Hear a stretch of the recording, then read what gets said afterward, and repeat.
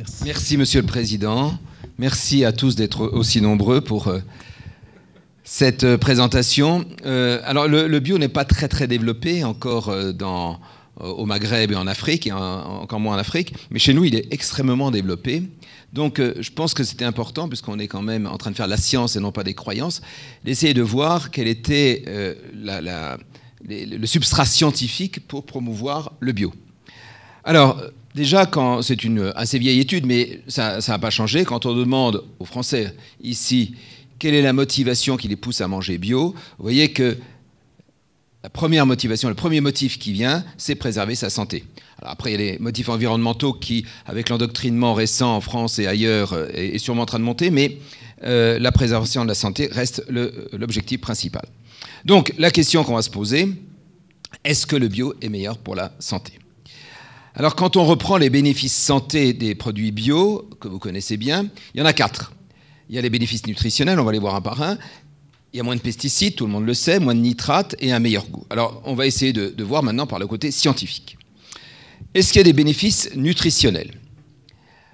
Alors, quand on analyse les produits bio, c'est quand même des vieilles publications, mais qui restent de bonne origine. Ils sont plus riches en antioxydants, en polyphénols, en vitamine C, en fer, en magnésium, plus pauvres en protéines. Et ça, c'est dans les documents institutionnels. Et quand on prend cette publication, c'est 22 militants écologistes, mais vous voyez qu'ils trouvent la même chose que les produits institutionnels. Donc tout ce qui va être en vert, ça va être pro-bio, tout ce qui va être en rouge, ça va être plutôt contre le bio. Maintenant, si on prend d'autres publications, toujours dans des revues extrêmement sérieuses, les auteurs ne trouvent pas de différence significative dans les différents nutriments. En réalité, la réponse scientifique, c'est ça. C'est-à-dire que si on prend les mêmes produits, avec le même stade de maturité, même année de culture, même lieu de culture, même variété de fruits et légumes, la composition est strictement la même. Donc en termes de bénéfices nutritionnels, en termes de composition, on n'a pas de grande différence. Alors après, on peut se dire, oui, mais ça c'est de la composition, ce qui nous intéresse, c'est de savoir si ça n'a pas un effet un peu plus biologique, c'est-à-dire est-ce qu'on ne retrouve pas une activité antioxydante plus fréquente quand on mange du bio. Alors il y a 8 études cliniques qui sont citées là. Vous voyez que l'activité antioxydante plasmatique sur 4 études sur 4 ne montre pas de différence significative. Dans les urines, c'est pareil, à une étude près. Amélioration des facteurs de risque cardiovasculaire, ça ne marche pas. Les fonctions immunitaires, ça ne marche pas. On trouve juste une diminution des risques d'eczéma chez l'enfant. Ils auraient pu peut-être mettre le signe zodiacal des grandes tantes, ça serait à peu près la même chose. Et l'acide ruménique dans le lait de mer, là, vous ne savez pas ce que c'est que l'acide ruménique, c'est un acide trans qui se trouve dans le lait de mer, dont on ne sait pas exactement quel est l'intérêt. Mais vous voyez, quand on ne trouve pas, on arrive à donner des choses qui impressionnent beaucoup, mais qui n'ont aucune valeur scientifique. Donc très clairement, je pense que ce premier bénéfice peut être effacé. Il en reste 3, dont un que tout le monde connaît, les moins de pesticides. Là, vous êtes tous d'accord, il y a moins de pesticides dans le bio. Vous êtes d'accord ? Bon, voyons ça. Alors, effectivement, il y a moins de pesticides de synthèse. C'est interdit dans le produit bio. Vous voyez, si on prend les traces de pesticides, AC, c'est l'alimentation conventionnelle, 46% versus 11%, il y en a 4 fois plus. Alors, vous allez me dire, il y a 11% de pesticides de synthèse, tout simplement, c'est les contaminations. Voilà. Or, le danger des pesticides est connu. Uniquement dans le cancer des agriculteurs. Vous voyez ici cette petite étude, notamment de lymphome non-hodgkinien. On reviendra sur le lymphome non-hodgkinien. Toutes les études ne sont pas d'accord, mais il y en a quelques-unes qui montrent des cancers, des lymphomes augmentés. Vous savez que les lymphomes non-hodgkiniens, il y a 2 causes principales. Il y a la génétique en premier, les virus en deuxième, notamment le BV. Et ensuite, je parle avec des spécialistes. Et ensuite, il y a peut-être des toxiques comme les lymphomes. J'ai bien parlé ici des agriculteurs.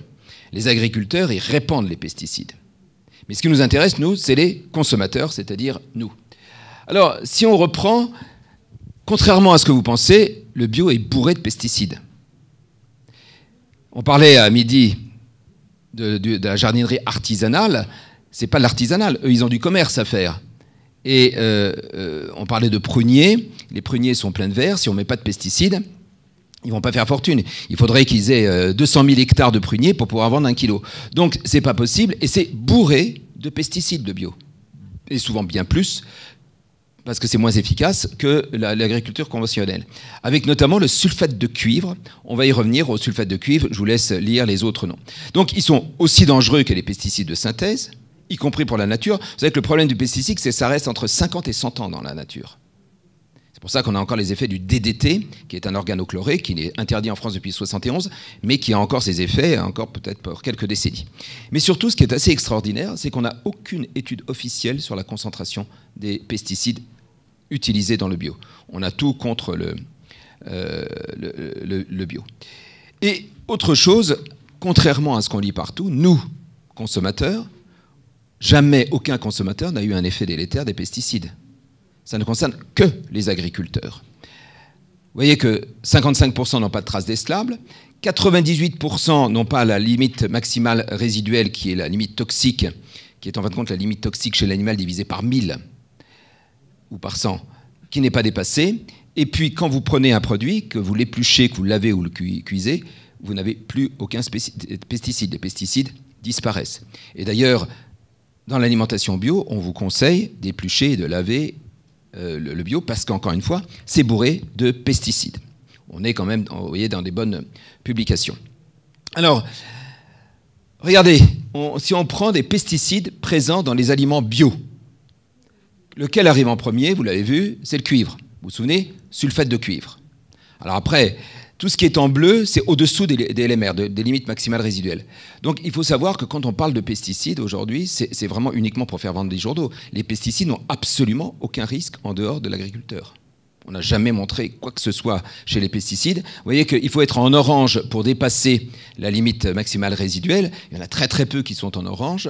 Et c'est surtout, notamment les chlorates, qui encore une fois sont interdits maintenant, et le cuivre arrive en premier. Alors ce qui est très intéressant, puisqu'on parle de pédiatrie, dans cette étude, donc, publiée dans l'EFSA, donc on n'est pas dans un journal de deuxième catégorie, les auteurs ont regardé, ont pris plein d'aliments en bas âge. Donc vous voyez, il y en a 100, enfin, j'aurais pas à lire, 1500, pardon, 1500, 1600, et donc pour les enfants, et ils ont regardé quels étaient les pesticides qui étaient dans ces aliments pour enfants. Et regardez, le premier qui arrive, c'est le cuivre. Donc, c'est le pesticide utilisé exclusivement en agriculture bio qu'on retrouve dans les aliments pour enfants. Mais je vous rassure, dans tous les cas, vous voyez ici, on est largement au-dessous des limites maximales résiduelles, donc, encore une fois, sans aucune toxicité. C'est uniquement pour faire vendre les journaux. Pas tous les journaux, puisque certains de nos collègues ont écrit cet article il y a pas très très longtemps, et il a été très très médiatisé, où vous voyez le titre comme moi, où il disait que la consommation de bio diminuait le risque de cancer. Alors on va voir cette étude. Je ne sais pas si vous connaissez, c'est Nutrinet Santé. Nutrinet Santé, ça se passe sur Internet, donc il y a une énorme sélection. Quelques-uns des collègues, moi j'y suis jamais allé, mais ils sont allés. Il faut pratiquement dire tout ce qu'on fait tous les jours. Ça dure 1 heure à chaque fois. Enfin, il faut vraiment être motivé pour y aller. Donc, on a quand même une tranche de la population qui est très particulière. Donc, dans cet article, ils ont quand même près de 70 000 participants qu'ils ont répartis en 4 quartiles. Retenez bien 4 quartiles. Donc, ils ont utilisé un score bio non validé. Bon, ça a été beaucoup critiqué, mais peu importe. Supposons qu'il soit validé. Les auteurs savaient à l'avance qu'ils allaient participer et ils devaient noter pendant 3 jours différents connus à l'avance les aliments bio ou pas qu'ils mangeaient. Comme je vous l'ai dit, ce n'est pas du tout représentatif de la population générale puisque ce sont des volontaires et puis surtout c'est 78% de femmes. Je pense que même avec la sélection, on n'arrivera jamais à 78% de femmes, donc on n'est pas du tout représentatif. Et puis donc ils ont divisé en 4 quartiles. Le problème, c'est que ces 4 quartiles sont très différents. Si on prend le Q4, c'est, j'allais dire, le meilleur quartile. Il y a beaucoup plus de femmes. Il y a beaucoup plus de gens à niveau socio-économique favorisé. Les individus qui sont dans le Q4 font beaucoup plus d'activité physique, fument moins et ont un IMC moindre. C'est-à-dire qu'on a ici tous les facteurs de risque de cancer. Activité physique, tabagisme, IMC. Et voilà les résultats. Bon, bien sûr, je vous les ai résumés. Si on prend donc les 69 000 individus, ils ont regardé tous les cancers. Seuls 2 cancers sortaient de manière significative. Les cancers du sein post-ménopausique, avec une différence significative. Mais regardez, on est sur 69 000 individus, dont 78% de femmes. Et vous voyez que la différence, elle se fait surtout en Q4, alors que les autres sont assez loin. Et les lymphomes non-Hodgkiniens, c'est la seule chose qui va nous troubler jusqu'au bout, où effectivement, vous avez très peu ici et un peu plus là. Regardez, aucune différence dans les 3 premiers quartiles.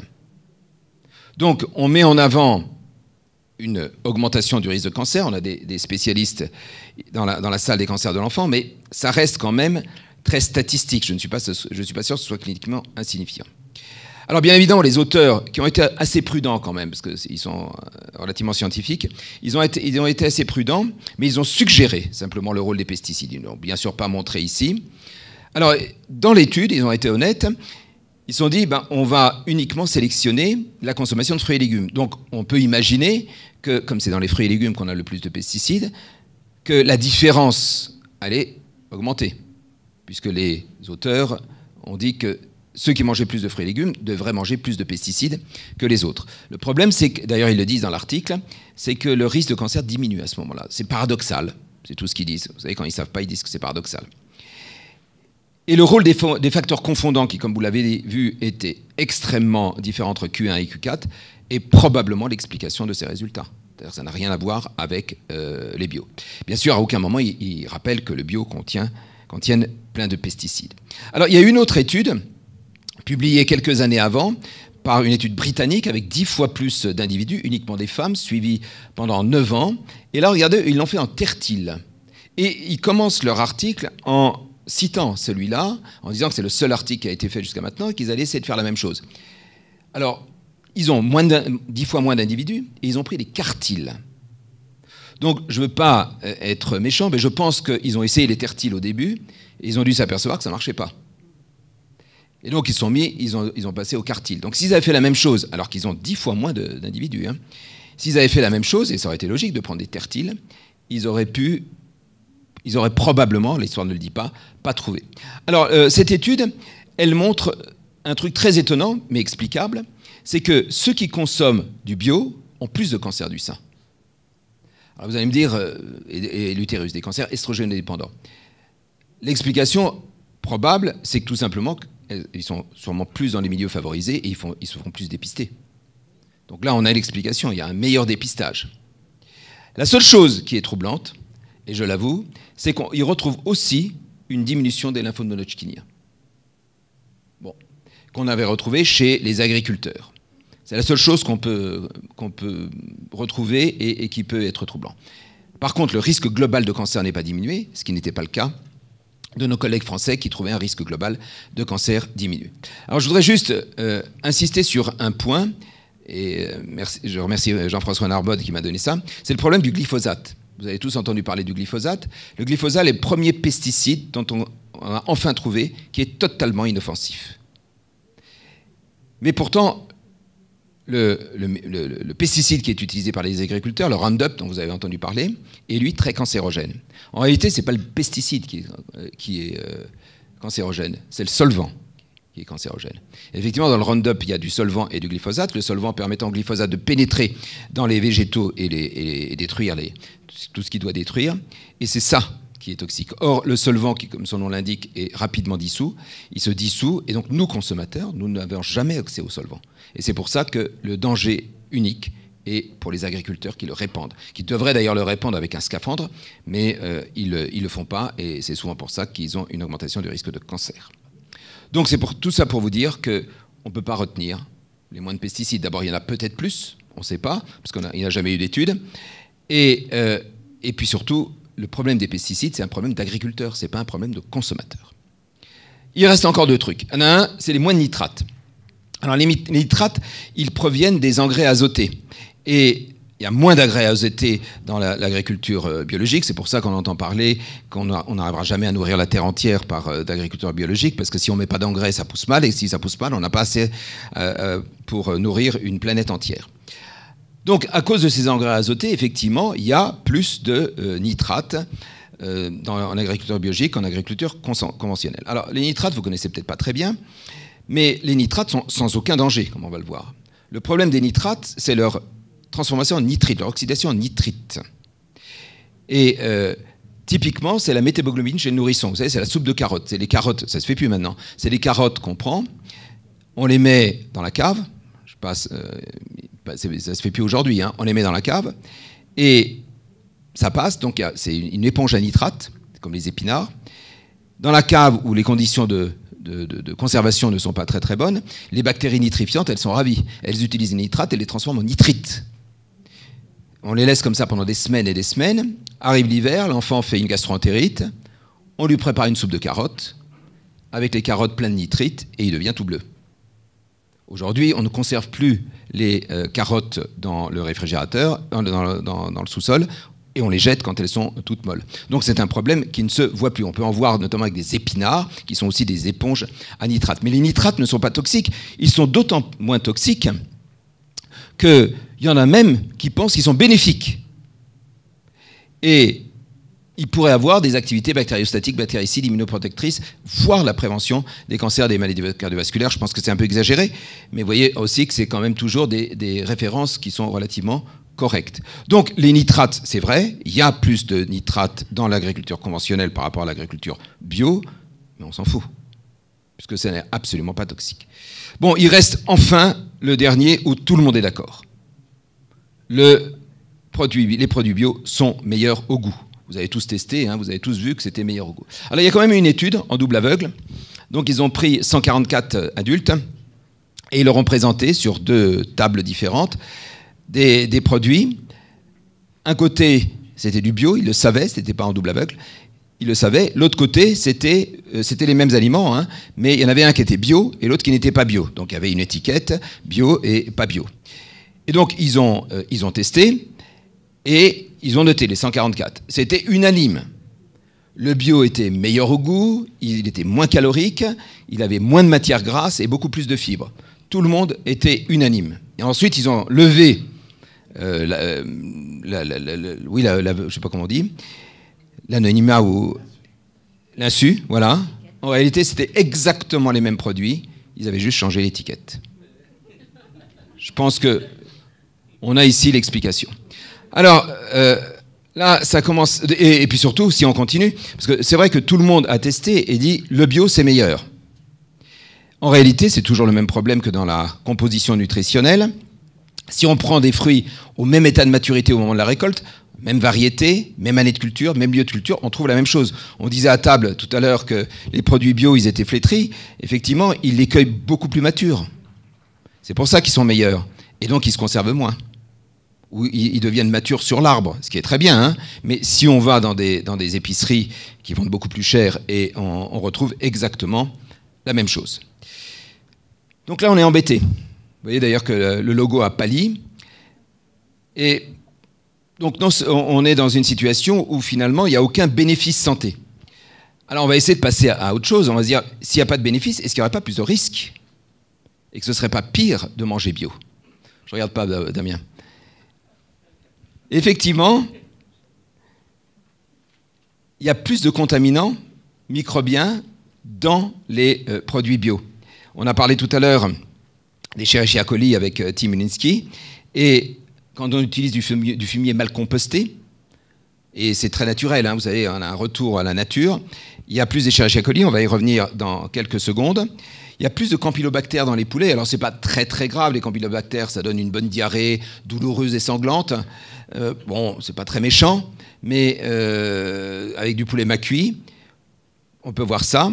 Et puis surtout, il n'y a pas de publication dessus, mais vous savez, quand vous avez un numéro vert, vous avez tous des numéros verts, eh bien, ceux qui les récoltent, hein, c'est souvent les mêmes institutions qui les récoltent, ils disent qu'ils ont infiniment plus de retours avec les produits bio qu'avec les produits conventionnels, qui sont donc beaucoup plus infectés que les autres. Alors c'est normal, ils utilisent moins d'antibiotiques, c'est plus naturel, mais donc c'est aussi plus infecté.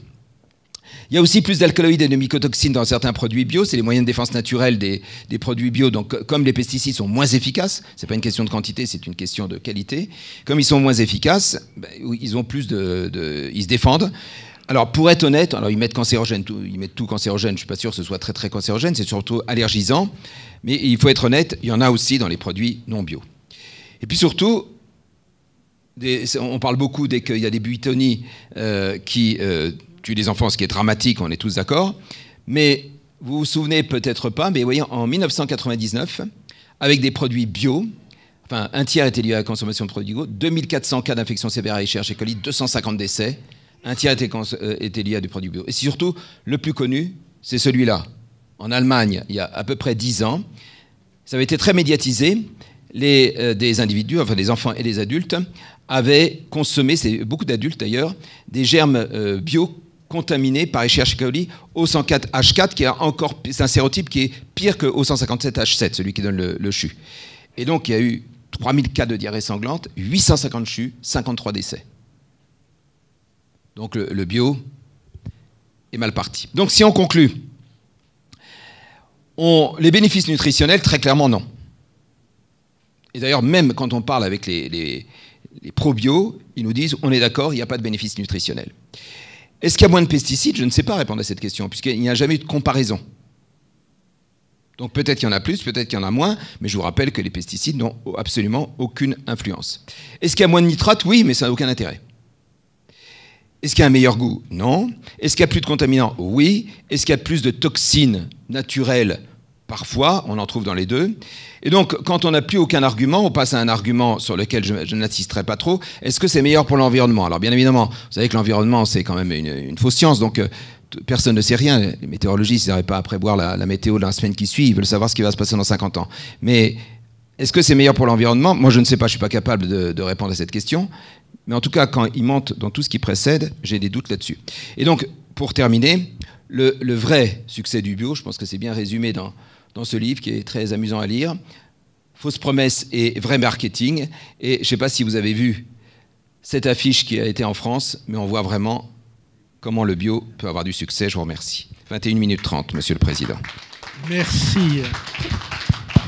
Formidable, très belle présentation. Merci beaucoup. Ça nous